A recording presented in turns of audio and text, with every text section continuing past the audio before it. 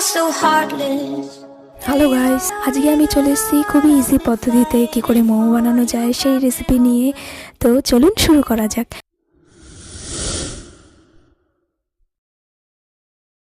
প্রথমে আমি কিছু সবজি কেটে নেব, সেটা গাজর, পেঁয়াজ, বিনস, ক্যাপসিকাম কেটে নেব। তারপর এখন আমি মিক্সিতে দিয়ে দিচ্ছি আদা রসুন পেস্ট হয়ে নেওয়ার জন্য।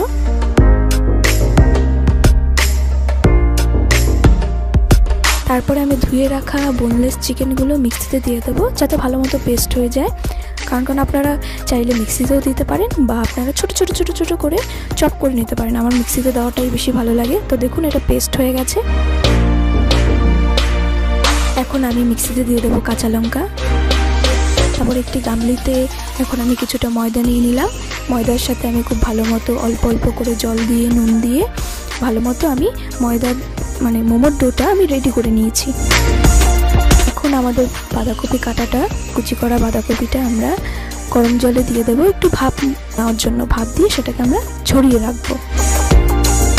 কড়াইতে অল্প একটু তেল দিয়ে আমরা আমাদের পেস্ট করা মাংসটা এখন দিয়ে দিচ্ছি কিছুটা ভেজে নেওয়ার জন্য।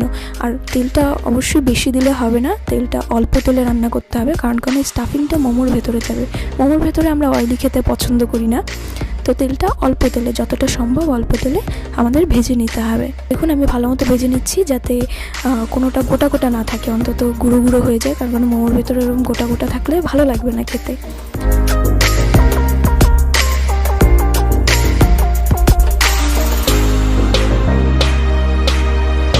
তারপরে আমি দিয়ে দিলাম এর মধ্যে আদা রসুন পেস্ট।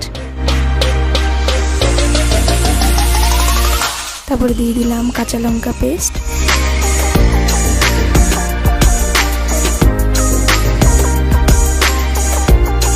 এখন আমি দিয়ে দিচ্ছি কুচি করে রাখা পেঁয়াজ,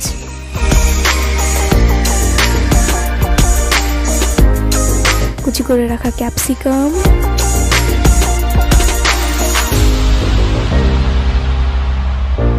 কুচি করে রাখা গাজর,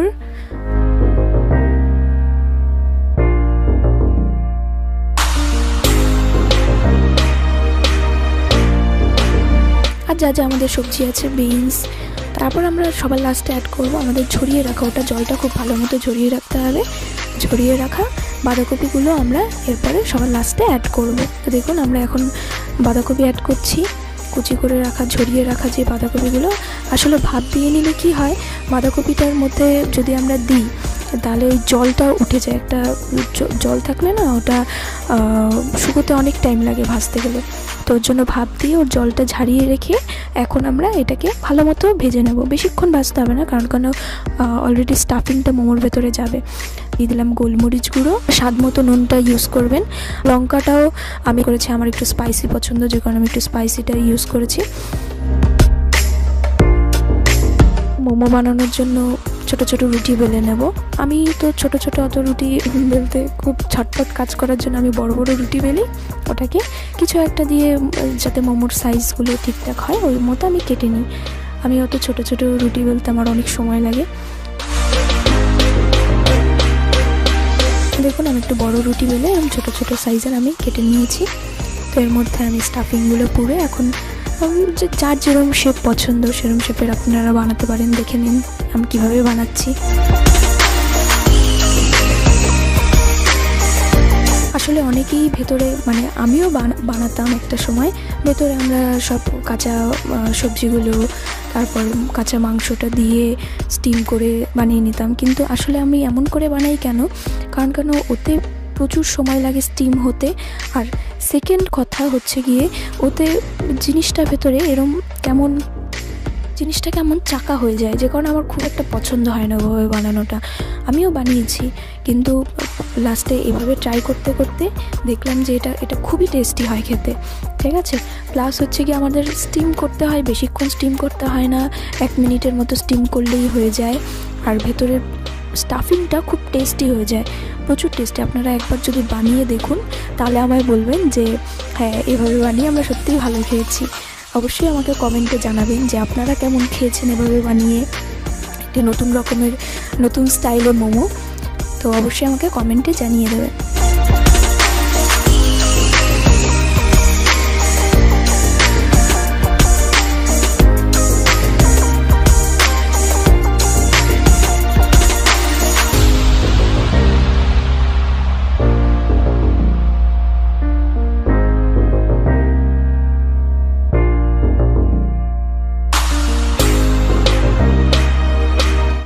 স্টিমের মধ্যে দিয়ে দেবো।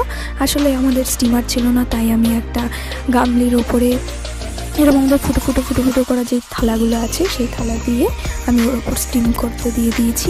তো বেশিক্ষণ না, আপনারা 1 মিনিট দিয়ে ভালো মতো ঢেকে রাখলেই মোমোটা স্টিম হয়ে যাবে।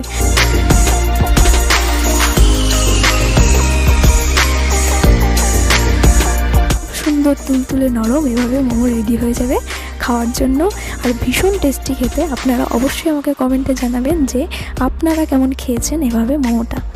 সবাই সুস্থ থাকবেন, ভালো থাকবেন, এভাবেই আমাদের পাশে থাকবেন যাতে আমরা নেক্সট ভিডিও বানাতে উৎসাহ পাই। আমাদের অবশ্যই কমেন্ট করে জানাবেন কেমন লেগেছে, আর কমেন্টে এটাও জানাবেন যে নেক্সট আপনারা কি ভিডিও দেখতে চান, তাহলে আমি সেই ভিডিওই পরে আপনাদের জন্য রেডি করব। আর এখানে আমি মোমোর স্যুপও বানিয়ে নিয়েছি। মোমোর স্যুপের ভিডিওটা আমি নেক্সট ভিডিওতে আপনাদের দিয়ে দেবো।